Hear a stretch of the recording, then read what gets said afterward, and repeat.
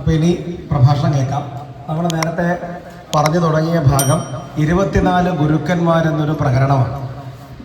നേരത്തെ ഇവിടെ ഇരുന്നവർക്ക് അത് ഓർമ്മയുണ്ടായിരിക്കും. ഇപ്പോൾ പെട്ടെന്ന് വന്നവർ അവർക്ക് വേണ്ടി പറയാണ്, ഉദ്ധവൻ ഭഗവാൻ എപ്പോഴും കൂടെ ഒന്നിച്ച് നടക്കുകയും ഒന്നിച്ച് എപ്പോഴും ഉണ്ടായിരിക്കുകയും ചെയ്ത ആൾക്കാരാണ്. ഇപ്പോൾ ഭഗവാൻ പിരിയാണെന്ന് കണ്ടപ്പോൾ ഉദ്ധവന് സഹിക്കവയ്യാത്ത ദുഃഖം ഉണ്ടാവുന്നു.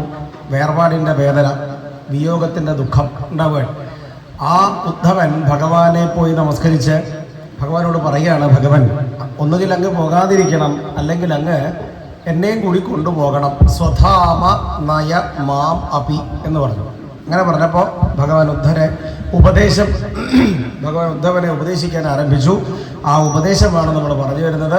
അതിൽ 24 ഗുരുക്കന്മാരെന്നൊരു പ്രകരണമാണ് നമ്മൾ കേട്ടുകൊണ്ടിരിക്കുന്നത്. 24 ഗുരുക്കന്മാർ. ആ ഗുരുക്കന്മാരിൽ 24 ഗുരുക്കന്മാരിൽ പൃഥ്വി, വായു വരെ നമ്മൾ പറഞ്ഞു. അടുത്തത് ആകാശം. ആകാശം കാണുമ്പം അനന്തവിസ്തൃതമായ ആകാശം, സർവവ്യാപിയായിരിക്കുന്ന ആകാശം. ആ ആകാശം കാണുമ്പോൾ അത്രയും വിശാലമാണ് ആത്മതത്വം, ഇങ്ങനെ മനസ്സിലാക്കാം. അടുത്തത് ആപ, ജലം. ജലത്തിൻ്റെ പ്രത്യേകത എന്ന് പറയുന്നത്, എല്ലാവരും ശ്രദ്ധ ഇങ്ങോട്ട് വന്നിട്ടില്ല ഇപ്പോഴും. എല്ലാവരും ശ്രദ്ധിക്കൂ, എല്ലാം നിർത്തിയിട്ട് കേൾക്കേണ്ടതാണ്. ഒരു കാര്യവും ഇപ്പം ചെയ്യരുത്. പ്രഭാഷണം തുടങ്ങി കഴിഞ്ഞപ്പോൾ അത് കേൾക്കണം. കാരണം കേൾക്കുന്നില്ലേ പ്രഭാഷണം കൊണ്ട് ഒരു കാര്യമില്ല. അതുകൊണ്ട് ശ്രദ്ധയോടെ കേൾക്കാം. ഇവിടെ പറയുന്നത് ജലം. ജലത്തിൻ്റെ പ്രത്യേകത എന്ന് പറഞ്ഞാൽ, ജലം എപ്പോഴും എന്തിനോട് ചേരുമ്പോഴും വർദ്ധിക്കുന്നു. ജലം ശുദ്ധീകരിക്കാൻ ഉപയോഗിക്കുന്നു. ഇതൊക്കെയാണ് ജലത്തിൻ്റെ പ്രത്യേകത. അതുപോലെ ആയിരിക്കണം നമ്മളും. നമ്മളെ കൂടെയുള്ള ഒരാളുടെ ആധ്യാത്മികമായ വൈജ്ഞാനികമായ നിലവാരത്തെ ഉയർത്തിക്കൊണ്ടുവരാൻ നമ്മളെപ്പോഴും ശ്രമിക്കണം. ഇനി ഉയർത്തിക്കൊണ്ടുവരാൻ ഒന്നും ചെയ്യാൻ പറ്റുന്നില്ലെങ്കിൽ ദയവ് ചെയ്തിട്ട് ഇകഴ്ത്താതിരിക്കാനെങ്കിലും ശ്രമിക്കണം. ഇപ്പോൾ സപ്താഹത്തിന് പോവുകയാണ് ഒരാൾ. അപ്പോൾ ചോദിക്കുകയാണ് മറ്റാൾ, എന്തിനാണ് പോകുന്നത്? സപ്താഹം കേൾക്കാൻ പോവാ, ഭാഗവതം കേൾക്കാൻ പോവാ. എന്തേ കേട്ടിട്ട് വേണ്ടത്? എന്തേ കേട്ടിട്ട് കാര്യം? എന്നിങ്ങനെ 2 വാക്കോ 3 വാക്കോ പറയുമ്പോഴത്തേക്കും പോകാനിരിക്കുന്ന ആളുടെ മനസ്സ് പോലും മുരടിച്ചു പോകും. അപ്പോൾ അതുകൊണ്ട് നമുക്ക് നല്ലതെന്തെങ്കിലുമൊക്കെ പറയാനുണ്ടെങ്കിൽ പറയാം, ഇല്ലെങ്കിലോ മിണ്ടാണ്ടിരിക്കുക. അത് തന്നെ വലിയൊരു ലോകസേവനാണ്. നമ്മളോ ചെയ്യില്ല, ചിലർ ചെയ്യുന്നവരുടെ അവരെ കൂടി മുടക്കി കളയും. അങ്ങനെ ചെയ്യരുതേന്നാണ്. ഇനിയിപ്പോൾ അങ്ങനെ ആരെങ്കിലും നിങ്ങളുടെ പരിചയത്തിലുണ്ടോ, അവരോട് പരമാവധി സംസാരം കുറയ്ക്കാം, സംഘം കുറയ്ക്കാം. കാരണം നമ്മൾ എപ്പോഴും മനസ്സിലാക്കേണ്ടത്, നാരദ ഭക്തി സൂത്രം എന്നുള്ളൊരു ഗ്രന്ഥമുണ്ട്, ഭക്തിയെക്കുറിച്ചുള്ള ഗ്രന്ഥമാണ്. അതിൽ പറയും, ഭക്തിയെ കുറയ്ക്കുന്ന ഒന്നും കേൾക്കരുത്, കാണരുതേ എന്ന്. കാരണം ഇതൊക്കെ ഒരു മാനസികാവസ്ഥയുടെ വിഷയമാണ്. നമ്മുടെ മനസ്സ് വേഗം കഴിയും നശിച്ചു പോകാൻ, താല്പര്യം കുറഞ്ഞു പോകാൻ. അങ്ങനെ ആകാതിരിക്കാൻ വേണ്ടി ഇങ്ങനെയുള്ള ആൾക്കാരെ കണ്ട് സംസാരം തുടങ്ങി കഴിഞ്ഞാൽ മനസ്സിലാവും. നെഗറ്റീവായിട്ടുള്ള കാര്യങ്ങൾ മാത്രമേ പറയാനുള്ളൂ. അങ്ങനെയുള്ളവരുണ്ട്. അങ്ങനെയുള്ളവരുടെ അടുത്ത് പോവാതെ ദൂരെ നിന്ന് കണ്ടിട്ട് നമസ്കാരം തമ്മിൽ ഓടിപ്പോയി കളയാം. അത്രയും സമാധാനം ഉണ്ടാവും. ചിന്തിച്ചോളൂ. അതുകൊണ്ട് എന്ത് ചെയ്യരുത്? ജലത്തെ പോലെ ആയിരിക്കുക, വർദ്ധിപ്പിക്കുക, ശുദ്ധീകരിക്കാൻ എപ്പോഴും ശ്രമിക്കുക. എനിക്കോ സമയമില്ല, എനിക്കോ കേൾക്കാൻ പറ്റുന്നില്ല, നിങ്ങളെങ്കിലും പോയി കേൾക്കോ, എന്തായാലും നല്ലതായിരിക്കും. മോശമായിട്ടൊന്നും അങ്ങനെ മൈക്കിൽ വെച്ച് പറയില്ല, നല്ലതേ പറയുള്ളൂ. എന്തെങ്കിലും കൂടെ ഉണ്ടാവും, പോയി കേൾക്കും, നല്ലത് എന്ന് പറയാനും ഒക്കെ ശ്രമിക്കേണ്ടതാണ്. അടുത്തത് അഗ്നി. അഗ്നി എപ്പോഴും നോക്കൂ, അഗ്നിയിൽ നാമരൂപങ്ങളെല്ലാം അപ്രത്യക്ഷമാകുന്നു. ഏത് രൂപത്തിലുള്ള വസ്തു അഗ്നിയിൽ കൊണ്ടിട്ടാലും അതൊക്കെ അവസാനിക്കുന്നു. ഇതൊരു കാര്യം. മറ്റൊന്ന്, അഗ്നി എല്ലാറ്റിനെയും ദഹിപ്പിക്കുന്നു. ഇപ്പം നമ്മൾ ഭക്ഷണം കഴിച്ചു കഴിഞ്ഞാൽ പലതരത്തിൽ ആലോചിക്കാം. ഇതിൽ പറഞ്ഞതുപോലെ മാത്രമല്ല, നമുക്ക് വിശാലമായിട്ട് പലതും ചിന്തിച്ച് മനസ്സിലാക്കാൻ ശ്രമിക്കാം. നോക്കൂ, ഇപ്പോൾ വിശക്കുന്ന സമയത്ത് ഭക്ഷണം കഴിക്കണം. ഭക്ഷണം കഴിച്ചാൽ നമ്മുടെ പ്രശ്നം കഴിഞ്ഞു, നമുക്ക് ചെയ്യാനുള്ളത് ചെയ്ത് കഴിഞ്ഞു. പക്ഷേ അതുകൊണ്ട് പ്രവർത്തനം അവസാനിക്കുന്നില്ല. ഇതിനകത്ത് ചെന്ന ശേഷം ഭക്ഷണം ദഹിക്കണം. ദഹിച്ചിട്ട് ആവശ്യമില്ലാത്തതൊക്കെ മാലിന്യമായിട്ട് പുറത്തേക്ക് പോകണം. ആവശ്യമുള്ളതൊക്കെ നമ്മുടെ ശരീരത്തിൽ നിലനിൽക്കണം. അത് പോഷകമായി മാറി പ്രവൃത്തി ചെയ്യാൻ ആവശ്യമായ ഊർജമായി മാറും. ഇല്ലേ? എന്നാൽ ഇതുപോലെ ആയിരിക്കണം നമുക്ക് ശരീരത്തിന് ഭക്ഷണം ആവശ്യമുള്ളതുപോലെ നമ്മുടെ മനസ്സിന് ചിലതൊക്കെ ആവശ്യമുണ്ട്. അപ്പോൾ ഈ കേൾക്കുന്നതും കാണുന്നതും നമ്മുടെ അനുഭവങ്ങളൊക്കെയാണ് നമ്മുടെ മനസ്സിൻ്റെ ആഹാരങ്ങൾ. അപ്പോൾ നമ്മുടെ മനസ്സിൽ വെച്ചിട്ട് കൃത്യമായിട്ട് ദഹിക്കണം. നല്ലൊരു ദഹനം നടന്ന് ആവശ്യമില്ലാത്ത എന്തെങ്കിലും കണ്ടോ കേട്ടോ എങ്കിൽ അതെന്ത് ചെയ്യണം? എത്രയും വേഗം ഉപേക്ഷിച്ച് വേണം. ആവശ്യമുള്ളതാണെങ്കിൽ നമ്മുടെ സംസ്കാരത്തിൻ്റെ ഭാഗമാക്കി നിലനിർത്തണം. അങ്ങനെ വരുമ്പോൾ കഴിച്ച ഭക്ഷണം കൊണ്ടുള്ള ഊർജം പ്രവൃത്തി ചെയ്യാൻ ആവശ്യമായി മാറുന്നത് പോലെ, സഹായകരമായി മാറുന്നത് പോലെ നമ്മൾ ഈ കേൾക്കുന്നതും കാണുന്നതും നമ്മുടെ സംസ്കാരത്തിൻ്റെ ഭാഗമായി നിലനിന്നാൽ അടുത്ത നിമിഷം മുതൽ നമ്മുടെ വാക്കിലും പ്രവൃത്തിയിലും അത് പ്രതിഫലിക്കും. അപ്പോൾ ശരീരത്തിൽ ഭക്ഷണം ദഹിക്കുന്നത് പോലെ ഒരു ഇൻ്റലക്ച്വൽ ഡൈജഷൻ, ഒരു വൈജ്ഞാനികമായ ദഹനം നമ്മുടെ ഉള്ളിൽ നടക്കണം. ഈ കേൾക്കുന്നതും കാണുന്നതൊക്കെ നന്നായിട്ട് ആലോചിക്കണം, മനനം ചെയ്യണം. അങ്ങനെ മനനം ചെയ്ത് ആവശ്യമുള്ളതൊക്കെ നിലനിർത്തുകയും ആവശ്യമില്ലാത്തത് അപ്പോഴേ തള്ളിക്കളയാൻ വേണം അർത്ഥം. അത് ആലോചിച്ചുകൊണ്ടിരിക്കരുത്. ചിന്തിക്കൂ, ശരീരത്തിൽ നോക്കൂ, ശരീരത്തിൽ ആവശ്യമില്ലാത്ത ഒരു സാധനവും ശരീരത്തിൽ വെക്കില്ല, അപ്പോഴേ കളയും. അത് കളഞ്ഞില്ലെങ്കിൽ ബുദ്ധിമുട്ടാണ്. ഇപ്പോൾ വിശക്കുമ്പോൾ ഭക്ഷണം കഴിക്കുന്നു, ഭക്ഷണം ദഹിച്ചില്ലെങ്കിലോ അത് അജീർണമായി മാറും. ദഹനക്കേട് ഒരു അസുഖമാണ്, മരുന്ന് കഴിക്കേണ്ടി വരും. അതുപോലെയാണ് നമ്മുടെ മനസ്സിൽ അനാവശ്യമായിട്ടുള്ള വിഷയങ്ങൾ മനസ്സിൽ കയറി കൂടി കഴിഞ്ഞാൽ വലിയ ബുദ്ധിമുട്ടാണ്. അതുകൊണ്ട് ദഹിക്കാതെ കിടക്കുന്ന ഭക്ഷണം കൊണ്ടുണ്ടാവുന്ന അസ്വസ്ഥത പോലെ മനസ്സിലും അത് ചില പ്രശ്നങ്ങളുണ്ടാക്കും. ചിന്തിക്കും. അപ്പോൾ അതുകൊണ്ട് അഗ്നി, അടുത്തത് ചന്ദ്രൻ. മറക്കാൻ പാടില്ല ചന്ദ്രനെ. എന്താ ചന്ദ്രൻ്റെ പ്രത്യേകത? പൗർണമി ദിവസം നോക്കൂ ആകാശത്തിലേക്ക്, എന്തൊരു മനോഹരം, നല്ല മുഴുവൃത്താകൃതിയിൽ ചന്ദ്രനെ ഇങ്ങനെ കാണാം. അതിസുന്ദരമായിരിക്കും ആ ദിവസം ചന്ദ്രൻ. എന്നാൽ അടുത്ത ദിവസം മുതൽ ചന്ദ്രൻ ഇങ്ങനെ കുറഞ്ഞ് അമാവാസി ആവുമ്പോഴേക്കും ചന്ദ്രൻ അവിടെ ഇല്ലെന്ന് തോന്നും. ചന്ദ്രൻ അവിടെ ഇല്ലേ? ഇല്ല.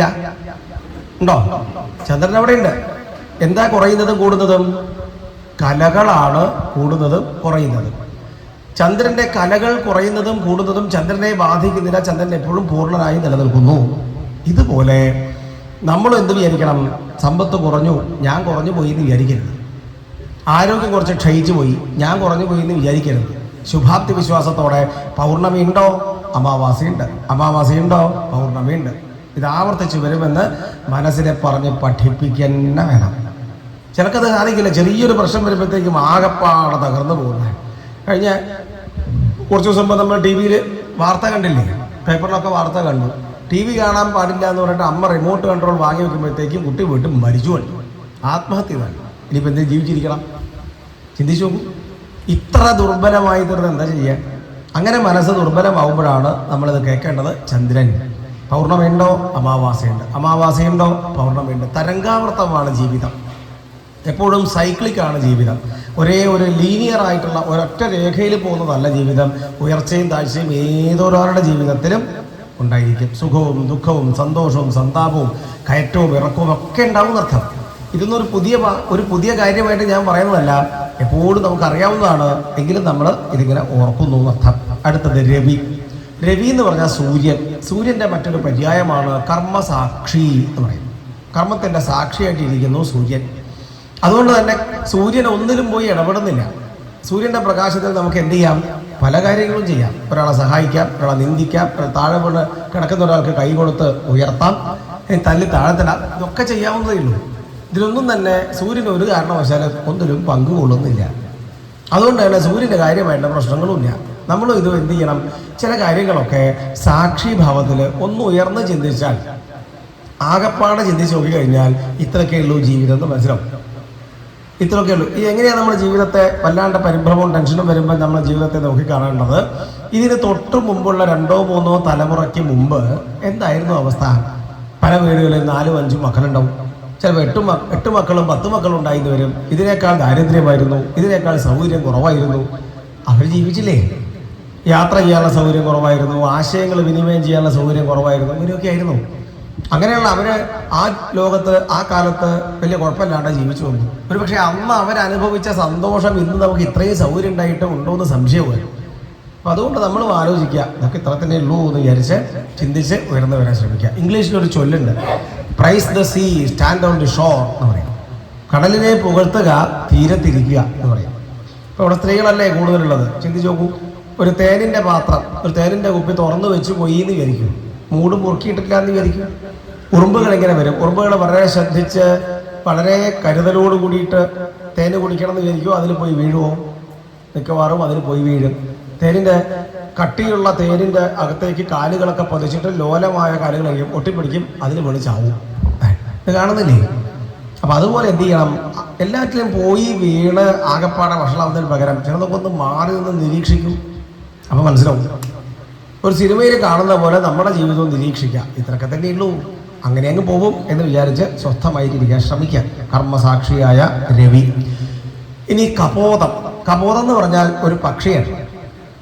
ഈ കപോതം മറ്റൊരു പെൺപക്ഷിയുമായിട്ട് കൂടുകൂട്ടി മുട്ടയിട്ടു, മുട്ട വിരിഞ്ഞു, കുട്ടികളുണ്ടായി. ഈ കുഞ്ഞുങ്ങൾക്ക് തീറ്റ കൊടുക്കാൻ വേണ്ടി ഈ രണ്ട് പക്ഷികളും ദൂരേക്ക് പറന്നുപോയതാണ്. ദൂരെ പറന്നുപോയി തിരിച്ചു വരുമ്പോഴത്തേക്കും കാണുന്നത് ഈ കുഞ്ഞുങ്ങളെ മുഴുവൻ ഒരു വേടൻ വല വെച്ച് പിടിച്ചിട്ടുണ്ട്. ഇത് കണ്ടുകൊണ്ടാണ് പെൺപക്ഷി വരുന്നത്. പെൺപക്ഷി വന്നപ്പോൾ ആകപ്പാടെ സങ്കടം വന്നിട്ട് അമിതമായ സ്നേഹം കൊണ്ട് അതിൽ പോയിട്ട് രക്ഷപ്പെടുത്താൻ ശ്രമിച്ചു, സാധിച്ചില്ല. അതും ആ വലയിൽ കുരുങ്ങി ചത്തു. ഇത് കണ്ടുകൊണ്ടാണ് വിധുരനായ വിധുരൻ ഭാര്യ ഇല്ലാതായിപ്പോയ പുരുഷനെ പറയുന്ന വാക്കാണ് വിധുരൻ. വിധവ, വിധുരൻ. അപ്പോൾ ഈ വിധുരനായിട്ടുള്ള ആൺപക്ഷി വന്നിട്ട് കാണുന്ന എന്താണ്? ഈ കുഞ്ഞുങ്ങളും പോയി കഴിഞ്ഞിരിക്കുന്നു, തൻ്റെ ഇണപ്പക്ഷിയും പോയി കഴിഞ്ഞിരിക്കുന്നു. ഇത് കഴിഞ്ഞിട്ട് ചിന്തിച്ചു, എന്തിനാണ് ഇനി ഞാൻ ജീവിച്ചിരിക്കുന്നത് എന്ന് ചിന്തിച്ച് ആ വലയിലേക്ക് പോയിട്ട് അതും സ്വയം നശിച്ചു. ഇത് ഞാനിങ്ങനെ കണ്ടു. ആര് പറയാണ്? അവധൂതൻ ഈ യദു രാജാവിനോട് പറയാണ്. ഇതിൽ എന്താ പാഠം പഠിക്കേണ്ടത്? ഇവിടെ പ്രവർത്തിക്കുന്ന വിഷയം അതിസ്നേഹമാണ്. ഈ രണ്ട് പക്ഷികളും കുഞ്ഞുങ്ങളുടെ കാര്യം കഴിഞ്ഞു, കുഞ്ഞുങ്ങൾ മരിച്ചു കഴിഞ്ഞു എന്നുള്ളത് വസ്തുതയാണ്, സത്യമാണ്, ഇനി മാറ്റാൻ പറ്റില്ല. എന്നാൽ ഈ രണ്ട് പക്ഷികളും കുറച്ചൊന്ന് അകന്ന് മാറി നിന്ന് ചിന്തിച്ചിരുന്നു എങ്കിൽ, ഈ സത്യത്തെ അംഗീകരിച്ചുകൊണ്ടൊന്ന് മാറി നിന്നിരുന്നു എങ്കിൽ എന്താ ഉണ്ടാവുക? രണ്ടുപേർക്കും പരസ്പരം ആശ്വാസമായി തീരാമായിരുന്നു. ഇനിയും അവർക്ക് മുട്ടയിടാമായിരുന്നു, ഇനിയും അവർക്ക് സന്തോഷമുണ്ടാകുമായിരുന്നു. അതിന് പകരം അമിതമായ സ്നേഹം കൊണ്ട്, അതിസ്നേഹം കൊണ്ട് അതിൽ പോയി വീഴുന്നു, നശിക്കുന്നു. ഇത് വലിയൊരു പാഠമാണ്. അതിസ്നേഹം ഒരു കാരണവശാലും പാടില്ല. അതുകൊണ്ടാണ് ഇവിടെ പറയുക, നാതിസ്നേഹ പ്രസംഗോവ കർത്തവ്യ ക്വാപി കേനചിത് എന്ന് പറയും. എന്ന് പറഞ്ഞാൽ അർത്ഥം അമിതമായിട്ടുള്ള സ്നേഹം പാടില്ല. അമിതമായിട്ടുള്ള സ്നേഹം കൊണ്ട് മനുഷ്യൻ കുറ്റകൃത്യത്തിലേക്ക് പോലും പോകും. പൊസസീവ്നെസ് കേട്ടിട്ടില്ലേ?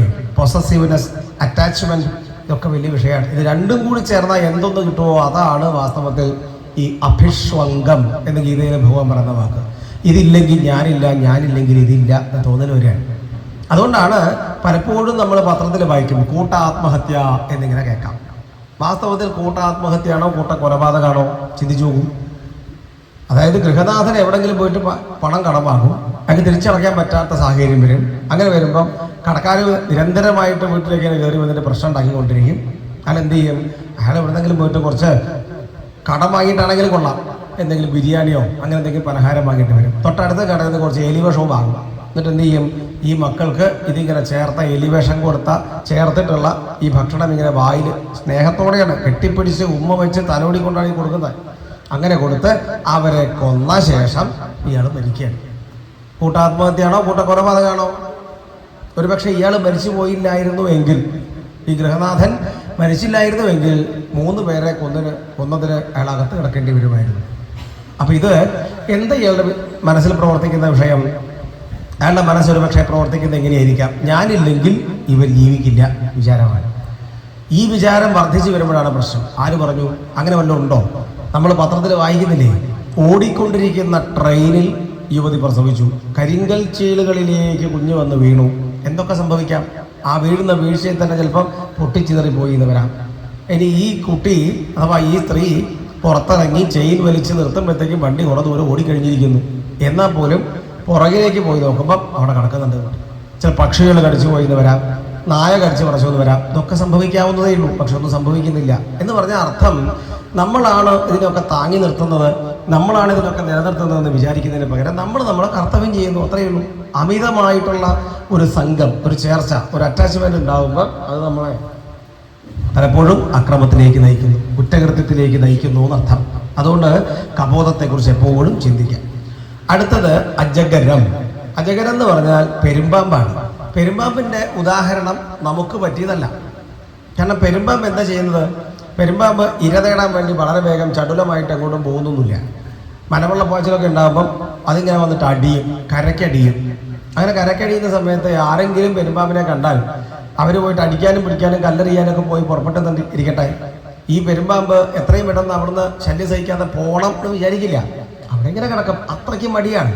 വാ തുറന്നിങ്ങനെ കിടക്കും. ഏതെങ്കിലും ഒരു ജീവി വന്നിട്ട് അറിയാണ്ട് വായിലേക്ക് കയറിയാൽ കഷ്ടിച്ചത് വായ കൊണ്ട് പൂട്ടും, പിന്നെ അവിടെ കിടക്കും കുറേ ദിവസം. ഇത്രയ്ക്ക് അലസനാണ്, ആലസ്യമുള്ള ആളാണ് പെരുമ്പാമ്പ്. അതുപോലെ ആയിരിക്കണം ആര്? നമ്മളങ്ങനെ വല്ലയിടത്തും പോയി വാദം നടന്ന ആരെങ്കിലും എന്തെങ്കിലും കൊണ്ട് തരുമോ? ഒന്നും തരില്ല. അപ്പം അത് ആർക്കുള്ളതാ? അത് സന്യാസിമാർക്കുള്ളതാണ്. സന്യാസിമാര് ഒന്നിൻ്റെ പിന്നാലെയും ഓടാൻ പാടില്ല. അവരെന്ത് ചെയ്യണം? അവർ സ്വസ്ഥമായിട്ട് ഒരിടത്തിരിക്കുക. എന്തെങ്കിലും കിട്ടണമെന്നുണ്ടെങ്കിൽ അത് അവിടെ കിട്ടുമെന്ന് വിചാരിച്ച് ഇരിക്കേണ്ടതാണ് അർത്ഥം. അടുത്തത് സിന്ധു. ചന്ദ്രനെ മറക്കാൻ പാടില്ല, സിന്ധുവിനെയും മറക്കാൻ പാടില്ല. സിന്ധു എന്ന് പറയുന്ന അർത്ഥം, സിന്ധു എന്നുള്ള വാക്കിൻ്റെ അർത്ഥം സമുദ്രം എന്നാണ്. സമുദ്രം എപ്പോഴും ഗംഭീരമാണ്. ഗംഭീരം എന്നുള്ള വാക്കിൻ്റെ അർത്ഥം ഗഹനമായത്, ആഴമേറിയത് എന്നാണ് വാക്കിൻ്റെ കൃത്യമായ അർത്ഥം. ഇതറിയാതെ പലരും ഇത് ഉപയോഗിക്കാറുണ്ട്. ഈ വാക്ക് ഗംഭീരം എന്നുള്ള വാക്കിൻ്റെ അർത്ഥം എന്താണ്? ആഴമേറിയത് എന്നാണ്. സമുദ്രം എപ്പോഴും ഗംഭീരമാണ്. കേൾക്കൂ, ശ്രദ്ധിക്കൂ. അതായത് മഴക്കാലത്ത് ധാരാളം വെള്ളം പല പല നദികളിലൂടെ ഒഴുകി ഒഴുകി സമുദ്രത്തിലേക്ക് ചേരുന്നു. സമുദ്രം കരകവിയുന്നുണ്ടോ? ഉണ്ടോ? സമുദ്രം കരകവിയില്ലല്ലോ, ഇല്ല. മഴക്കാലം കഴിഞ്ഞ് വേനൽക്കാലം ആവുമ്പോഴേക്കും എല്ലാ നദികളും ഏറെക്കുറെ വറ്റി വരളുന്നു. ഒരു തുള്ളി വെള്ളം പോലും നദികളിലൂടെ സമുദ്രത്തിൽ എത്താത്ത സാഹചര്യം ഉണ്ടാകുന്നു. അപ്പോഴും സമുദ്രം ഗംഭീരമായിരിക്കുകയാണ്. ഇതുപോലെ ആയിരിക്കണം നമ്മളും. ഇതൊക്കെ ആലോചിക്കുമ്പോൾ നമുക്ക് സന്തോഷം തോന്നണം. നമ്മൾ ഇടയ്ക്കിടയ്ക്ക് ദുഃഖം വരുമ്പോൾ ഇതിങ്ങനെ ആലോചിക്കണം. എന്തെങ്കിലുമൊക്കെ കുറവ് വരുമ്പോഴും കൂടുതൽ വരുമ്പോഴും ഒന്നും ഇതൊന്നും എന്നെ ബാധിക്കുന്നില്ല എന്ന് മനസ്സുകൊണ്ട് ഉറച്ചിരിക്കണം. കുറഞ്ഞു പോയി, ഞാൻ കുറഞ്ഞു പോയി എന്ന് വിചാരിക്കരുത്. കൂടി വന്നു, സമ്പത്ത് കൂടി, പ്രശസ്തി കൂടി, പേര് കൂടി, വസ്തുക്കൾ എന്തും കൂടട്ടെ, അപ്പോഴൊന്നും ഞാനല്ല കൂടിയത്. എനിക്കൊരു പരിധിയുണ്ട്. ആ പരിധിക്കുള്ളിൽ ഞാൻ സ്വസ്ഥമായിട്ടിരിക്കുന്നു എന്ന് വിചാരിച്ച് മനസ്സടക്കി വെക്കണം എന്നർത്ഥം. ഇതാണ് സിന്ധു പഠിപ്പിക്കുന്ന പാഠം. ഇനി പറയാൻ പോകുന്നത് ഇന്ദ്രിയങ്ങളെ നിയന്ത്രിക്കേണ്ടുന്നതിൻ്റെ ആവശ്യത്തെക്കുറിച്ചാണ് പറയാൻ പോകുന്നത്. ആദ്യം പതംഗം. പതംഗം എന്ന് പറയുന്നത് എന്താ? ചെറിയ ഈയാമ്പാറ്റ. ഈയാമ്പാറ്റ നമ്മുടെ നാട്ടിൽ മഴപ്പാറ്റ, ഈയാമ്പാറ്റ എന്നൊക്കെ പറയുന്നില്ലേ? ഇതാണ് സാധനം. വെളിച്ചം കാണുമ്പോൾ വെളിച്ചത്തിലേക്ക് അങ്ങോട്ട് പോവുകയില്ല. എന്തൊരഭിനിവേശം! നമ്മൾ കുറേ കാലം മുമ്പ് കരിയിലൊക്കെ കൂട്ടിയിട്ട് തീക്കായുമായിരുന്നില്ലേ പണ്ട് കുട്ടിക്കാലത്ത്? അങ്ങനെ തീ കായുന്ന സമയത്ത് ഈയാമ്പാറ്റകൾ വന്ന് തീയിലേക്ക് ഇങ്ങനെ വീഴുകയാണ്. വെളിച്ചം കണ്ടാൽ പിന്നെ ഒരു രക്ഷയില്ല, പോയി വീഴുകയാണ്. നിയന്ത്രിക്കാൻ പറ്റുന്നില്ല എന്നർത്ഥം. അതുപോലെയാണ് ആവുന്നത്, അബദ്ധം സംഭവിക്കുന്നത് എന്നർത്ഥം. ഇനി മധുകൃത്, തേനീച്ച. തേനീച്ചയും ഈ പറഞ്ഞതുപോലെയാണ്. രുചിയുടെ പിന്നാലെ പരക്കം പാഞ്ഞുകൊണ്ടിരിക്കുകയാണ് തേനീച്ച. അത് കഴിഞ്ഞ അടുത്തത് ഗജ, ആന. ആനയുടെ പ്രത്യേകത നോക്കൂ. ആന വളരെ പതുക്കെ മാത്രം സഞ്ചരിക്കുന്ന ഒരു ജീവിയാണ്. കേട്ടിട്ടില്ലേ? ഗജരാജ വിരാജിത മന്ദഗതി ചൊല്ലുണ്ട്. വളരെ പതുക്കെ മാത്രം സഞ്ചരിക്കുന്ന ജീവിയാണ് ആന. എന്നാൽ മതപ്പാടുണ്ടാവുന്ന സമയത്ത് ഈ ആനയുടെ പോക്കിന് ഈ മന്ദഗതി ഒന്നും ഉണ്ടാവില്ല, അങ്ങ് പോവുകയാണ്. ആ പോക്കിലാണ് വാരിക്കുഴി, അതിൽ പോയി വീഴുന്നു, നശിക്കുന്നു എന്നർത്ഥം. അപ്പം മണത്തിൻ്റെ ആന കാര്യം മനസ്സിലാക്കുന്നതും പലതിൻ്റെയും പിന്നാലെ പോകുന്നതൊക്കെ മണം പിടിച്ചിട്ടാണ്. അപ്പോൾ പിടിയാനയുടെ ഗന്ധം സഹിക്കവയ്യാതെ അതിൻ്റെ പിന്നാലെയുള്ള ഈ ഓട്ടത്തിലാണ് വാരിക്കുഴി പോയി വീഴുന്നത്. നിയന്ത്രിക്കാൻ പറ്റുന്നില്ല എന്നർത്ഥം. ഇനി അടുത്തത് മധുഹ, തേനെടുക്കുന്നതാണ്. തേനീച്ച കൊണ്ടുവയ്ക്കുന്ന ആ തേനെടുക്കുന്ന ആൾ എടുത്തുകൊണ്ട് പോകുന്നു എന്നർത്ഥം. ഹരിണം. ഹരിണം എന്ന് പറഞ്ഞാൽ മാന്. മാനുകളെ എപ്പോഴും പിടിക്കുന്നത് സംഗീതം കേൾപ്പിച്ചു കൊടുത്തിട്ടാണ്. സംഗീതം കേൾപ്പിച്ചു കൊടുക്കുന്ന സമയത്ത് എല്ലാം മറന്നു നിൽക്കുന്ന മാൻ, ആ മാനിനെ പോയിട്ട് വല വീശുന്നു, പിടിച്ചുകൊണ്ട് പോകുന്നു പണ്ട്. അപ്പോൾ ചെവിയെ നിയന്ത്രിക്കാതെ എന്തെങ്കിലും ഒന്ന് കേൾക്കുമ്പോൾ അതിൽ തന്നെ മുഴുകി നിൽക്കുമ്പോൾ നമ്മളെ പുറകിലൂടെ വന്നിട്ട് മരണം കവർന്നു കൊണ്ടുപോകുന്നു എന്നർത്ഥം. ഇത് മനസ്സിലാക്കേണ്ടതാണ് എന്ന് പറഞ്ഞു. പിന്നെ പറഞ്ഞു മീനം, മത്സ്യം. മത്സ്യത്തെ നോക്കൂ. എത്രയോ കാലമായിട്ട് മനുഷ്യൻ ചൂണ്ടയിട്ട് മത്സ്യത്തെ പിടിച്ചുകൊണ്ടിരിക്കുകയാണ്. എന്നാലും ഇപ്പോൾ പോയിട്ട് ഒരു ചൂണ്ടയിൽ ഇര കൊളുത്തി വെള്ളത്തിലേക്ക് ഇട്ട് കൊടുക്കും. എന്താ ഈ മത്സ്യത്തിൻ്റെ വിചാരം? അതിന് പോയി കടിക്കുകയാണ് വേണ്ടത്, അതാണ് ജീവിത ലക്ഷ്യം എന്ന് പോയിട്ട് കടിക്കുന്നു, നശിക്കുന്നു. ഇത് നിയന്ത്രിക്കാനേ പറ്റുന്നില്ല മത്സ്യത്തിന്. ഇത് പലപ്പോഴും നമുക്ക് പറ്റുന്നത് അബദ്ധമാണ്. കാര്യമൊക്കെ അറിയാം, എന്നാലും ഓരോന്നിൻ്റെ പിന്നാലെ ഓടി ഓടി ഓടി നശിക്കുന്നു. നശിക്കരുതേ എന്ന് സൂചിപ്പിക്കാൻ. ഇനി പറയാൻ പോകുന്നത് പിങ്കള എന്നൊരു വേശ്യാസ്ത്രീ ഉണ്ടായിരുന്നു പണ്ട് വിദേഹം എന്ന നഗരത്തിൽ. ഒരു വേശ്യാസ്ത്രീയിൽ നിന്ന് പോലും ഞാനൊരു പാഠം പഠിച്ചു എന്നാണ്. ഈ പിങ്കളയുടെ കഥ ബഹുരസമാണ്. പിങ്കള വേഷം കെട്ടി അണിഞ്ഞൊരുങ്ങി പുറത്തേക്ക് ഇറങ്ങി നിൽക്കുകയാണ്. അപ്പോഴാണ് പലരും വരുന്നു, പല പുരുഷന്മാരും. അങ്ങനെ വരുമ്പോഴും ഓരോരുത്തർ വരുമ്പോഴും ഈ പിങ്കള വിചാരിക്കുകയാണ് ഇതിനേക്കാൾ ധനികനായിട്ടുള്ള ആൾ വരും, ഇതിനേക്കാൾ സമ്പന്നം വരുമെന്ന് വിചാരിച്ചുകൊണ്ട് ഇരിക്കുകയാണ്. അങ്ങനെ ഇരിക്കെ ഒരു ദിവസം ആരും വന്നില്ല. അനവധി നേരം കാത്തിരുന്നപ്പോഴേ ആരും വന്നില്ല. അന്ന് ഈ പിങ്കള അകത്തേക്ക് കയറി പോകുന്നു, കിടക്കുന്നു അവൾക്ക് ഉറക്കം വരുന്നില്ല. അവളിങ്ങനെ ചിന്തിക്കുകയാണ്, എന്താ ഞാൻ ഈ ചെയ്തുകൊണ്ടിരിക്കുന്നത്? വിദേഹ നഗരം എന്ന് പറഞ്ഞാൽ സീതാദേവിക്ക് ജന്മം നൽകിയ ആരാ? സീതാദേവി. പാതിവ്രത്യത്തിൻ്റെ ഏറ്റവും വലിയ ഉദാഹരണമാണ് സീതാദേവി. വിവേകാനന്ദൻ പറയുന്നുണ്ട്, രാമൻ ഒരുപക്ഷെ ഇനിയും ജനിച്ചു എന്ന് വരാം, പക്ഷെ സീതാദേവി ഇനി ഒരിക്കലും ഉണ്ടാവില്ല, ഒരൊറ്റ സീതയുള്ളൂ എന്ന് പറയുന്നുണ്ട്. അത്രയും വിശുദ്ധമാണ് സീതാദേവിയുടെ ചാരിത്ര ശുദ്ധി എന്ന് പറയുന്നത്. അങ്ങനെയുള്ള സീതാദേവിക്ക് ജന്മം നൽകിയ നഗരത്തിൽ ഇരുന്നുകൊണ്ട് ഞാനീ ചെയ്യുന്നത് എത്ര തുച്ഛമായ കാര്യമാണ് എന്ന് വിചാരിച്ചു. ആ വിചാരം അഥവാ ആ ചിന്ത വളരെ കൃത്യമായിട്ട് പ്രവർത്തിച്ചതോടുകൂടി ഇതുവരെയുള്ള ജീവിതത്തിൻ്റെ കറുത്ത അധ്യായങ്ങൾ മുഴുവൻ ഒഴിവായി പോകുന്നു. പിങ്കള ഒരു പുതിയ ജീവിതത്തിലേക്ക് ഉയർന്നു വരുന്നതായി എന്ത് തീരുമാനിച്ചു പിങ്കള? ഇനി ഇത് ഇല്ല, ഇനി ഇങ്ങനെ ചെയ്യില്ല എന്നൊരു ഉറച്ച തീരുമാനമെടുത്തു. ഈ തീരുമാനം എടുക്കുമ്പോൾ ലോകത്ത് എന്തെങ്കിലും മാറ്റം വന്നു? ആർക്കെങ്കിലും എന്തെങ്കിലും വ്യത്യാസം വന്നോ? ഒന്നുമില്ല. ഒരേ ഒരാളുടെ ഉള്ളിൽ മാത്രമാണ് ഒരു മാറ്റം വരുന്നത്. ഇനി ഞാൻ ഇത് ചെയ്യില്ല, കഴിഞ്ഞു. ഇത്രയുള്ളൂ കാര്യം. നമ്മൾ പരിഹരിക്കാൻ പറ്റാത്ത പ്രശ്നം, എന്ത് ചെയ്യും, എങ്ങോട്ട് പോകും, ആകെപ്പാടെ പ്രശ്നമായി പോയല്ലോ എന്നൊക്കെ പറഞ്ഞുകൊണ്ടിരിക്കുന്ന പല വിഷയങ്ങളും കൃത്യമായി ചിന്തിക്കുകയാണെങ്കിൽ എത്ര വേഗം പരിഹാരം കിട്ടും. വളരെ കൃത്യമായിരിക്കണം ചിന്ത, അത്ര മാത്രമേ ഉള്ളൂ. ഈ മാതൃഭൂമി പുസ്തകത്തിൽ പണ്ടൊരു മനോഹരമായിട്ടുള്ള ഒന്ന് രണ്ട് അനുഭവങ്ങൾ പറഞ്ഞിട്ടുണ്ടായിരുന്നു. അതിലൊന്ന് ഇതാണ്. അമേരിക്കയിൽ ഒരു സോപ്പ് കമ്പനി, ഈ സോപ്പ് കമ്പനിയിൽ സോപ്പ് ഇങ്ങനെ ട്രോളിയിൽ ഇങ്ങനെ പോകും. ഏറ്റവും അവസാനമാകുമ്പോൾ സോപ്പ് നിർമ്മിച്ച് പാക്ക് ചെയ്ത് ആ പാക്കിങ് ഇങ്ങനെ പോയിക്കൊണ്ടിരിക്കുകയാണ്. അങ്ങനെ പോകുമ്പോൾ ഏതോ ഒരാൾക്ക് ഒരു കാലി കവർ മാത്രം കിട്ടി, സോപ്പില്ലാത്ത ഒരു കാലി കവർ മാത്രം കിട്ടി. പൈസ കൊടുത്ത് വാങ്ങിയതാണ്. ആ പാക്ക് വലിയ സങ്കടവും വിഷമമൊക്കെ വന്നു. അയാൾ ഉപഭോക്തൃ കോടതിയിൽ കേസ് കൊടുത്തു. ഇങ്ങനെ ശരിയാവില്ല, അതുകൊണ്ട് കേസ് കൊടുത്തു.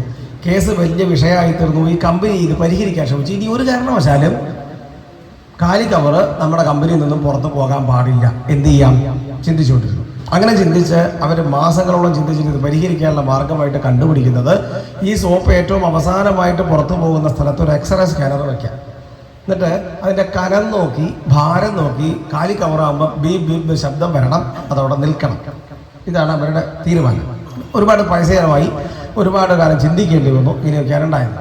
ഇതേ പ്രശ്നം അത്രയൊന്നും സമ്പത്തില്ലാത്ത ഒരു കമ്പനിയിലും വന്നു ചേർന്നു. അവിടുന്ന് ഒരു കാലി കവർ പുറത്തു പോയി. അവരിത് പരിഹരിച്ചെങ്ങനെയെന്നറിയോ? ഈ സോപ്പ് ഏറ്റവും അവസാനമായിട്ട് പോകുന്ന സ്ഥലത്ത് ഒരു ടേബിൾ ഫാൻ കൊണ്ടുവച്ചു. അപ്പം എന്തുണ്ടാവും? ടേബിൾ ഫാൻ വെക്കുമ്പോൾ കാലി കവറാണെങ്കിൽ അതങ്ങ് മറന്നു പോകും, കഴിഞ്ഞു. ഇത് ഒരാൾ ചെയ്താണ്. മറ്റത് ബോർഡ് മീറ്റിംഗ് കൂടി അനവധി കാലം കൂലങ്കഷമായി ചിന്തിച്ചിട്ടിരുന്ന തീരുമാനമാണ്. ഒരുപാട് സമ്പത്ത് അനുഭവിച്ചു. ചിന്തിച്ചു, ഇത്രയേ ഉള്ളൂ കാര്യം. വളരെ സ്വതന്ത്രവും നിഷ്പക്ഷവുമായിട്ടുള്ള ചിന്തയാണെങ്കിൽ എല്ലാ പ്രശ്നത്തിനും പരിഹാരം വേഗം. ആരും പറഞ്ഞു തരേണ്ട ആവശ്യം പോലുമില്ല, നമുക്ക് തന്നെ കൃത്യമായിട്ട് മനസ്സിലാക്കാൻ സാധിക്കും. ഇങ്ങനെ ചിന്തിച്ച് ഇതുവരെ നമ്മളെ ബുദ്ധിമുട്ടിക്കുന്ന എന്തെങ്കിലും ഉണ്ടോ, വേഗം ഉപേക്ഷിക്കും, ഉയർന്നു വരും. എത്ര വേഗം കഴിയും? മതി, നിർത്താം എന്നങ്ങ് തീരുമാനിച്ചാൽ കഴിഞ്ഞു കാര്യം. പക്ഷെ തോന്നണ്ടേ, ആണ് പ്രശ്നം. ഇതാണ് പിങ്കള. പിങ്കള പറഞ്ഞു, ആശാഹി പരമം ദുഃഖം നൈരാശ്യം പരമം സുഖം യഥാ സഞ്ചിന്യ കാന്താശാം സുഖം സുഷ്വാപ പിങ്കള. സുഖമായിട്ട് കിടന്നുറങ്ങി അവളത്. സുഖമായിട്ട് കിടന്നുറങ്ങാൻ സാധിക്കുക എന്നുള്ളതാണ് ഏറ്റവും വലിയ പുണ്യം. ഉറക്കം വരുന്നതിന് കഴിയില്ലേ കാര്യം? സ്ലീപ്പിംഗ് പിൽസ് കഴിച്ചിട്ട് പോലും പലർക്കും ഉറക്കം വരുന്നില്ല. എന്താ കാര്യം? ചിന്തയടങ്ങുന്നില്ല, മനസ്സ് വെപ്രാളപ്പെട്ടിരിക്കാൻ. അതുകൊണ്ടാണ് ഉറക്കം വരാത്തത്. ആധ്യാത്മികമായി നമ്മൾ ഉണർന്നോന്ന് സ്വയം പരീക്ഷിക്കാൻ ഏറ്റവും നല്ല വഴി നമുക്ക് വേഗം ഉറങ്ങാൻ പറ്റുന്നുണ്ടോ, വിചാരിച്ച സമയത്ത് ഉണരാൻ പറ്റുന്നുണ്ടോ എന്നുള്ളതാണ്. ചിന്തിക്കും. അപ്പം അതുകൊണ്ട് ആശയാണ് എല്ലാ ദുഃഖത്തിൻ്റെയും കാരണം. നൈരാശ്യമാണ് സുഖം. നൈരാശ്യം എന്ന് പറഞ്ഞ വാക്കിൻ്റെ മലയാളത്തിലെ അർത്ഥം ആശിച്ചിട്ട് കിട്ടാത്തതിനാണ് നിരാശ. ഇങ്ങനെയല്ലേ നമ്മൾ മനസ്സിലാക്കാൻ? മലയാളത്തിലെ നിരാശ എന്ന് പറഞ്ഞാൽ എന്താ? ആഗ്രഹിച്ചിട്ട് കിട്ടിയില്ലെങ്കിൽ നിരാശയുണ്ടാവും. സംസ്കൃത ഭാഷയിൽ നിരാശ എന്ന് പറഞ്ഞാൽ ആശയേ ഇല്ലാത്ത അവസ്ഥയാണ്. ആശയില്ലെങ്കിൽ എത്ര സുഖം, കിട്ടുന്നതാവട്ടെ എന്നൊക്കെ വിചാരിച്ചാൽ എത്ര സന്തോഷമായി. ചിന്തിച്ചു നോക്കൂ. ആശിക്കുമ്പോഴുള്ള പ്രശ്നം എന്ന് പറഞ്ഞാൽ ചിലപ്പോൾ കിട്ടിയെന്ന് വരാം, കിട്ടിയില്ലെന്ന് വരാം. കിട്ടിയാലുള്ള പ്രശ്നങ്ങൾ എന്തൊക്കെയാണ്? കിട്ടിക്കഴിഞ്ഞാലും കുറച്ച് ദിവസം കഴിഞ്ഞാൽ ഇതിനുള്ള താല്പര്യമൊക്കെ കുറയും. അനവധി കാലം ആഗ്രഹിച്ചിട്ട് കിട്ടിയതൊക്കെ കിട്ടിയപ്പോഴുള്ള സന്തോഷം എത്ര കാലം തന്നു? വേഗം കഴിഞ്ഞില്ലേ? ആലോചിച്ചു. ഇനി കിട്ടിയില്ലെങ്കിലോ? അപ്പം തന്നെ തുടങ്ങും ദുഃഖം. അപ്പോൾ ആഗ്രഹം ഉണ്ടായാൽ ബുദ്ധിമുട്ടാണ്. ആഗ്രഹം ഉണ്ടായാൽ തന്നെ പ്രശ്നമാണ്. കിട്ടിയാലും പ്രശ്നമാണ്, കിട്ടിയില്ലെങ്കിൽ പ്രശ്നമാണ്. അപ്പോൾ ആഗ്രഹം ഇല്ലെങ്കിലോ സുഖം. ഇപ്പം ചിലർ പറയും അങ്ങനെ പറയാൻ പാടില്ല, ആഗ്രഹിക്കണ്ടേ എന്നിട്ട് നേടിയെടുക്കണ്ടേ, അതല്ലേ ജീവിതത്തിൽ ഉത്സാഹം എന്നൊക്കെ ചിലർ ചിന്തിക്കും. ആഗ്രഹിച്ചോളൂ, പക്ഷേ ആഗ്രഹിക്കുന്നത് പോലെ തന്നെയാണോ എല്ലാം വരുന്നത്? ആഗ്രഹിക്കാത്ത പലതും വരുന്നില്ലേ? എങ്കിൽ നമ്മൾ നമ്മളെ കർത്തവ്യം ഏറ്റവും ഭംഗിയായിട്ട് ചെയ്യുന്നു, അവസാനിപ്പിക്കുന്നു, കഴിഞ്ഞു. ചിന്തിച്ചിട്ട് ബുദ്ധിമുട്ടുന്നില്ല, ചിന്തിച്ചിട്ട് വല്ലാണ്ട് ടെൻഷൻ ആവുന്നില്ല, അതർത്ഥം. ഇതാണ് ഈ പിങ്കള പഠിപ്പിക്കുന്ന പാഠം. അടുത്തത് കുരുരി പക്ഷി.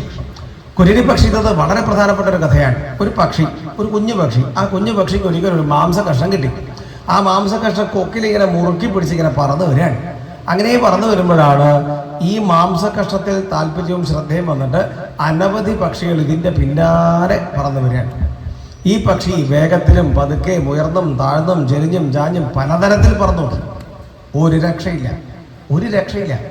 അപ്പൊ ഈ പക്ഷിക്ക് മനസ്സിലാവുകയാണ് താനല്ല ഇവരുടെ ലക്ഷ്യം, മറിച്ച് തൻ്റെ കൊക്കിലുള്ള മാംസമാണ് എന്ന് മനസ്സിലാക്കിയ പക്ഷി കൊക്കൊന്ന് പിളർത്തുന്നു, മാംസം താഴത്തേക്ക് പോകുന്നു. ബാക്കിയുള്ള പക്ഷികളൊക്കെയും അതിൻ്റെ പിന്നാലെ പോകുന്നു. ഈ പക്ഷി രക്ഷപ്പെടുന്നു എന്നർത്ഥം. കാര്യം വളരെ നിസ്സാരമാണ്. എന്ത് പഠിക്കണം ഇതിൽ നിന്നും? നോക്കൂ, ഈ പക്ഷിക്ക് കൊക്ക് മുറുക്കി പിടിക്കാനാണോ സൗകര്യം, ഉപേക്ഷിക്കാനാണോ? എന്താ സൗകര്യം? ഉപേക്ഷിക്കാൻ. മുറുക്കി പിടിക്കുമ്പോൾ എല്ലാ പേശികളും ടൈറ്റായിട്ടിരിക്കണം. ഉപേക്ഷിക്കുമ്പോഴോ വളരെ ഫ്രീ ആയിട്ടിരിക്കാം. ഉപേക്ഷിക്കുക എന്ന് പറയുന്നത് വളരെ സുന്ദരം. പക്ഷെ തോന്നണ്ടേ, എന്താ ചെയ്യുക? അപ്പോൾ ഈ പക്ഷി പഠിപ്പിക്കുന്ന പാഠം എന്ന് പറഞ്ഞാൽ നമ്മുടെ നോക്കൂ, ഈ പക്ഷി രക്ഷപ്പെട്ടു. അല്ലെങ്കിൽ ഇത് കുഴങ്ങും. എത്ര കാലം ഇത് മുറുക്കി പിടിക്കുന്നുണ്ടോ അത്രയും കാലം ഇവരിങ്ങനെ പിന്നാലെ വിടാതെ പിന്തുടരും. ഉപേക്ഷിച്ചപ്പോഴോ ഒരു വിഷയമില്ല. അപ്പം നമ്മളും ഞാനൊക്കെ ഇങ്ങനെ മുറുക്കി പിടിച്ച് വെച്ചിട്ടുണ്ട്. എന്തൊക്കെയാണ്? നമുക്കിങ്ങനെ കൊക്കിലെല്ലാം പിടിക്കാം, കൈകൊണ്ടും മനസ്സുകൊണ്ടുമാണ് പിടിച്ചു വെച്ചിരിക്കുന്നത്. ഇനി കൈകൊണ്ടുള്ളത് നമുക്ക് എന്ത് ചെയ്യാം? വേണമെങ്കിൽ വലിച്ചെറിഞ്ഞേക്കാം. ഉപേക്ഷിക്കാൻ വലിയ ബുദ്ധിമുട്ടില്ല. വലിച്ചെറിഞ്ഞാൽ തീർന്നു പ്രശ്നം. ചെടിയിലേക്ക് വലിച്ചത് പിന്നെ അത് എടുക്കാൻ പറ്റില്ല, ഉപേക്ഷിച്ചു കഴിഞ്ഞു. മനസ്സുകൊണ്ട് പിടിച്ചു വെച്ചത് എങ്ങനെ ഉപേക്ഷിക്കും? ചിന്തിക്കും. ഏട്ടനും അനിയനും കൂടിയിട്ട് സ്വത്ത് ഭാഗം വയ്ക്കുന്നു. ഒരു 1/2 സെന്റ് ഭൂമിക്ക് അല്ലെങ്കിൽ ഒരു 1 സെന്റ് ഭൂമിക്ക് വേണ്ടിയുള്ള തർക്കം ആരംഭിക്കുന്നു. അത് ഏട്ടനല്ലേ പോട്ടെ, അല്ലെങ്കിൽ അനിയനല്ലേ പോട്ടെ, കൊണ്ടുപോയിക്കോട്ടെ എന്നങ്ങ് വിചാരിച്ചാൽ പ്രശ്നം തീരും. പക്ഷെ തോന്നുന്നില്ല, അങ്ങനെ വിട്ടുകൊടുത്താൽ പറ്റുമോ എന്നും പറഞ്ഞ് കേസ് കൊടുക്കും. അന്നായിരുന്നെങ്കിൽ ആകെപ്പാട് 5000 രൂപയ്ക്ക് ആ പ്രശ്നം തീരുമായിരുന്നു. ഇപ്പോഴെന്താ സ്ഥിതി? കേസ്, കോടതി, കീഴ്ക്കോടതി, മേൽക്കോടതി, സബ് കോടതി, ഹൈക്കോടതി പറ്റി 25 ലക്ഷം ചിലവാക്കി. എന്നാലും ആ 1/2 സെന്റ് വിട്ടുകൊടുക്കില്ല എന്ന് പറഞ്ഞിരിക്കുകയാണ്. ചിന്തിക്കും. ലോകത്തിലുള്ള എല്ലാ സിവിൽ കേസുകളും ആര് തമ്മിലായിരിക്കും? ഏട്ടനും അനിയനും തമ്മിലായിരിക്കും, അയൽക്കാർ തമ്മിലായിരിക്കും. അല്ലാണ്ട് നിങ്ങൾക്ക് ആർക്കെങ്കിലും ആസ്ട്രേലിയയിലുള്ള ആരെങ്കിലും കേസുണ്ടോ? എനിക്കുണ്ടോ? ജപ്പാനിൽ വല്ല ആരെങ്കിലും കേസ്? ഒന്നും ഉണ്ടാവില്ല. ബന്ധം കൂടുമ്പോഴാണ് ശത്രുത കൂടുന്നത്. ബന്ധം ശത്രുതയ്ക്ക് കാരണമായി തീരുന്നു. അപ്പം അതുകൊണ്ട് ചിന്തിക്കേണ്ട കാര്യം, ചിലതൊക്കെ ഉപേക്ഷിച്ചാൽ നമുക്ക് മനസമാധാനം ഉണ്ടാവുമെങ്കിൽ ഉപേക്ഷിക്കല്ലേ സുഖം. എന്തൊരു സന്തോഷം ഉണ്ടാവും. ആലോചിച്ചു. അതിന് പകരം വിട്ടുകൊടുക്കില്ല എന്ന് പറഞ്ഞ് മുറുക്കി പിടിച്ചിരുന്നു കഴിഞ്ഞാൽ നമ്മുടെ മനസമാധാനം പോകും. ചിലപ്പോൾ കേസ് വിജയിച്ചു എന്ന് വരാം. പക്ഷേ അതുവരെയുള്ള നമ്മുടെ മനസമാധാനം, അതുവരെയുള്ള നമ്മുടെ സാമ്പത്തിക നഷ്ടം, ഇതൊക്കെ ആരാ സമാധാനം പറയുക? ചിന്തിച്ചു നോക്കൂ.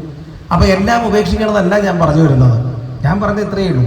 ഉപേക്ഷിക്കണമെന്ന് പോലും ഞാൻ പറയുന്നില്ല. നമ്മുടെ മനസ്സിനെ അലട്ടിക്കൊണ്ടിരിക്കുന്ന എന്തെങ്കിലും ഉണ്ടോ നമ്മുടെ കയ്യിൽ, അത് ഉപേക്ഷിച്ചാൽ നമുക്ക് ശാന്തമായി ഇരിക്കാൻ പറ്റുമോ? എങ്കിൽ ഉപേക്ഷിക്കല്ലേ സുഖം. ചിന്തിച്ചു നോക്കൂ. ഇതൊക്കെ കേൾക്കുക എന്നല്ലാണ്ട് ചെയ്യാൻ തോന്നിയെന്ന് വരില്ല. 25 കൊല്ലമായിട്ട് ഒരിക്കൽ പോലും മിണ്ടാത്ത ആൾക്കാരൊക്കെ ഉണ്ട് ലോകത്ത്. എന്താ വിചാരം എന്താണെന്നെങ്കിൽ വിചാരിക്കുകയാണ്, ഞാൻ ഇത്രയും കാലം എൻ്റെ വാശി അതേപോലെ നിലനിർത്തി, ഞാൻ വിട്ടുകൊടുത്തില്ല. ഇതാണ് വിചാരം. നമ്മൾ മനസ്സിലാക്കേണ്ടത് അങ്ങനെയല്ല. സ്നേഹപൂർവ്വം കഴിയാൻ സാധിക്കുമായിരുന്ന 25 വർഷങ്ങൾ ജീവിതത്തിൽ നഷ്ടപ്പെട്ടു. ഒരിക്കൽ പോലും തിരിച്ചു കിട്ടില്ല. ഒരിക്കൽ പോലും തിരിച്ചു കിട്ടാത്ത 25 വർഷങ്ങൾ നഷ്ടപ്പെടുത്തി ഈ നിസ്സാരമായ വാശിയുടെ പേരിൽ എന്ന് വിചാരിച്ചു നോക്കൂ.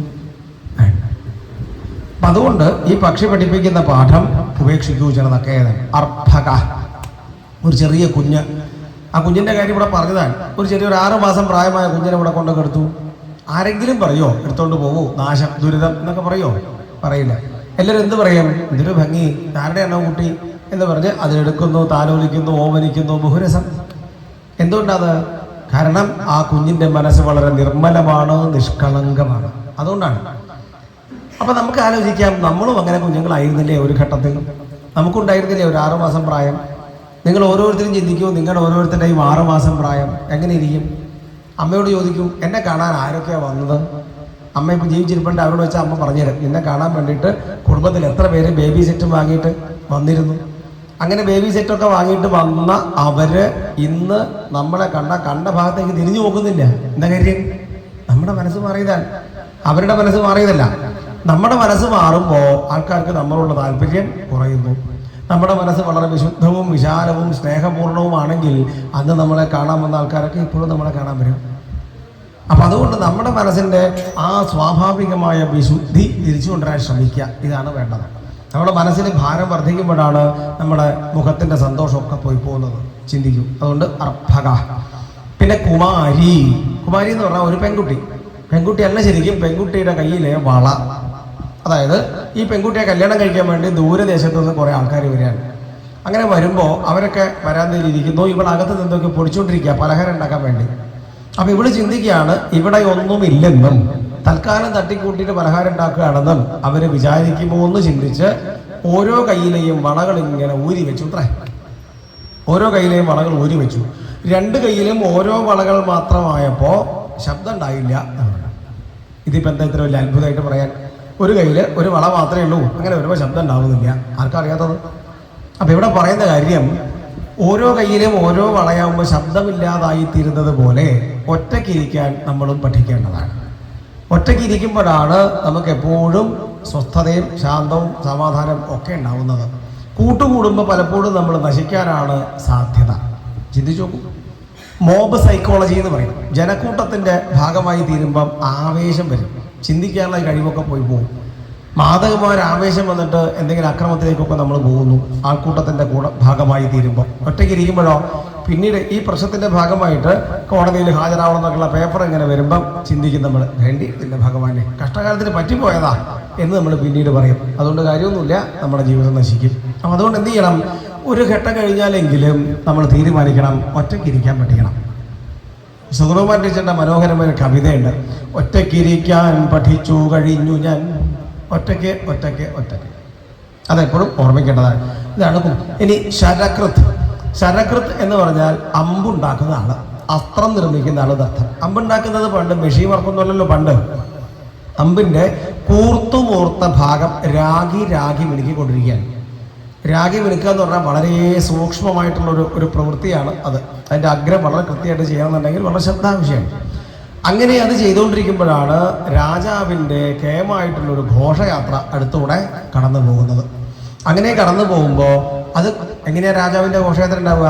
ആന ഉണ്ടാവും, അമ്പാരി ഉണ്ടാവും, പാട്ടും നൃത്തവും ബഹളവും ഒക്കെ ഉണ്ടാവും. ഇങ്ങനെയെല്ലാം കടന്നു പോകുന്ന ഘോഷയാത്ര. അത് കഴിഞ്ഞപ്പോൾ ആരോരാൾ വന്ന് ചോദിക്കുകയാണ്, എങ്ങനെ ഉണ്ടായിരുന്നു ഘോഷയാത്ര, കണ്ടില്ലേ ചോദിച്ചു. അപ്പോഴാണ് ഇദ്ദേഹത്തിൻ്റെ മറുപടി, ഘോഷയാത്രയോ ഞാൻ അറിഞ്ഞില്ലല്ലോ എന്നിങ്ങനെ പറഞ്ഞതാണ്. അപ്പം എന്ത് മനസ്സിലാക്കണം?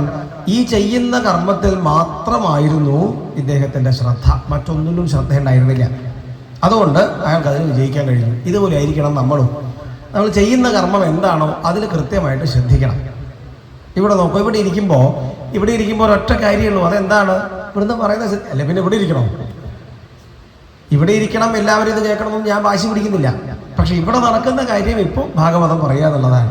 അത് പറയുമ്പം ഇവിടെ മുമ്പിൽ ഇരിക്കുന്നുണ്ടെങ്കിൽ ചിന്തിക്കാൻ ശ്രമിക്കണ്ടേ? അതിന് പറയാം, ഇവിടെ ഇരിക്കുകയും ചെയ്യുക, വേറെ വല്ലതും ആലോചിച്ചുകൊണ്ടിരിക്കുക. ആരെ പറ്റിക്കരാ? എന്ത് ചോദിക്കും?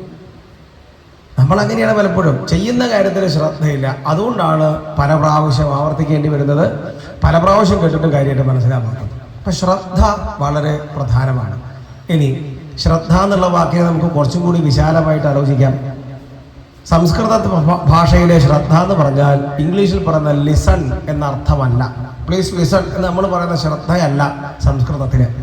ശ്രദ്ധ എന്നുള്ള വാക്കിന്റെ നിർവചനം ശാസ്ത്രേഷു ഗുരുവാക്യേഷു സത്യബുദ്ധി അവധാരണ സാ ശ്രദ്ധ. ശാസ്ത്രങ്ങളിലും ഗുരുനാഥന്റെ വാക്യത്തിലും സത്യമാണ് ഇത് എന്ന ബോധ്യമാണ് ശ്രദ്ധ.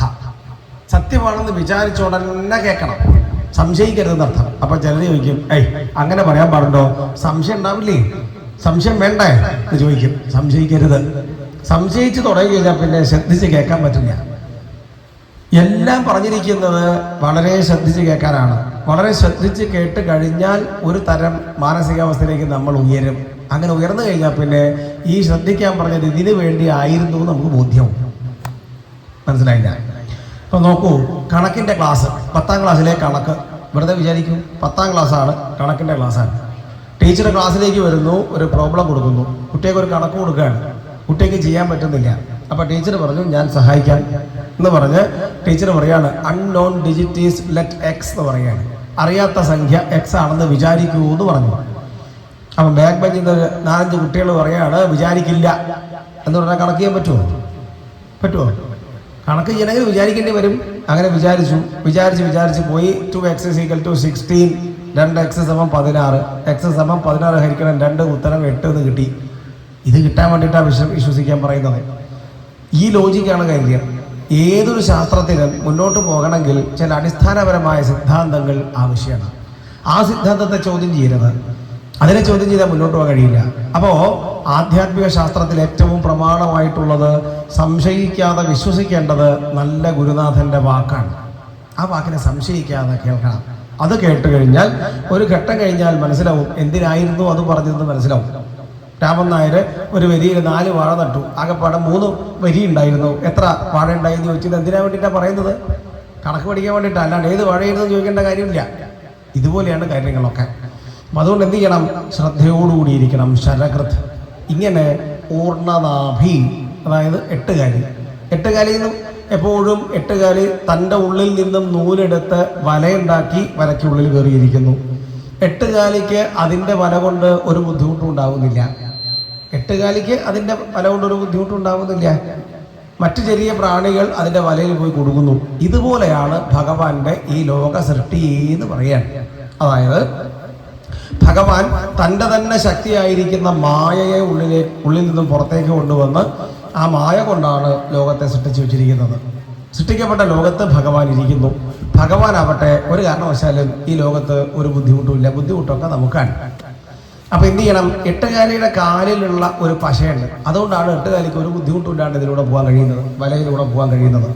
അതുപോലെ ഭഗവാന്റെ ലോകത്ത് നമുക്കും സുന്ദരമായിട്ട് മുന്നോട്ട് പോകാൻ സാധിക്കണമെങ്കിൽ എന്ത് വേണം? നമ്മുടെ കയ്യിലും കാലിലും അഥവാ മനസ്സിലും അസംഗം എന്നൊരു പശയുണ്ടാവണം. അധികമായിട്ടുള്ള സംഘമില്ലായ്മ. എങ്കിൽ നമുക്ക് സുഖമായിട്ട് ലോകത്ത് ജീവിച്ചു പോകാം. ഇങ്ങനെയുള്ള 24 ഗുരുക്കന്മാർ. അവസാനമായിട്ട് പറഞ്ഞു ഒരു ഗുരുവും കൂടി ഉണ്ട്. അത് സ്വന്തം ശരീരമാണ് എന്ന് പറഞ്ഞു. എന്താ ശരീരം പഠിപ്പിക്കുന്ന പാഠം? ഇപ്പൊ പോയിട്ട് എടുക്കാം ഫോട്ടോ. 6 മാസം പ്രായമുള്ള ഫോട്ടോ വീട്ടിലുണ്ടെങ്കിൽ ഒന്ന് എടുത്ത് നോക്കാം. നിങ്ങൾക്ക് സംശയം വരുമോ? ഞാനാണോ ഈശ്വര? സംശയം വരുമോ ആർക്കെങ്കിലും? അവനവൻ്റെ ഫോട്ടോ കണ്ടാൽ സംശയിക്കില്ല, ഞാനാണ് എന്ന് മനസ്സിലാവും. അപ്പോൾ 6 മാസം പ്രായമായ സമയത്തും ഞാൻ എന്ന ബോധമുണ്ട്. ഇപ്പോഴും ഉണ്ട് ഞാൻ എന്ന ബോധം. ഇനി 90 വയസ്സിലെത്തിച്ചേരട്ടെ, അപ്പോഴും ഉണ്ടായിരിക്കും ഞാൻ എന്ന ബോധം. അപ്പം എന്ന് പറയുന്നത് ഈ ശരീരത്തെക്കുറിച്ചായിരിക്കുമോ? ആണെങ്കിൽ ശരീരത്തിന് എന്തൊക്കെ മാറ്റം വന്നു? ശരീരത്തിന് മാറ്റം വരുമ്പോഴൊക്കെയും മാറ്റമില്ലാതെ ഞാൻ എന്ന് പറഞ്ഞിട്ടൊരു സത്യം ഉള്ളിലിരുന്ന് സ്പന്ദിക്കുന്നുണ്ട്. അതിനെ തിരിച്ചറിയൂ. ശരീരമാണ് ഞാൻ എന്ന് വിചാരിക്കാതിരിക്കൂ. ശരീരമാണെങ്കിൽ സംശയമില്ല. 6 മാസം പ്രായമായ സമയത്തുള്ള കോശങ്ങൾ മുഴുവൻ മാറി വരികയാണ്. ശരീരത്തിൻ്റെ വലുപ്പം വർദ്ധിച്ചു, ആകൃതി ആകെപ്പാടെ മാറി, എല്ലാം മാറി. എന്നിട്ടും ഞാൻ എന്നുള്ള ബോധമുണ്ട്. അങ്ങനെ വരുമ്പം ശരീരത്തിനകത്ത് ശരീരത്തിൻ്റെ ഉള്ളിൽ ഇരിക്കുന്നു, എന്നാൽ ശരീരവുമായിട്ട് ബന്ധമില്ലാതെ ഒന്ന്. അതാണ് വാസ്തവത്തിൽ ഞാൻ എന്ന് തിരിച്ചറിയൂന്നാണ്. ഇത്രയും പറഞ്ഞു. ഇതാണ് വാസ്തവത്തിൽ ഈ 24 ഗുരുക്കന്മാരെന്ന പ്രകരണം.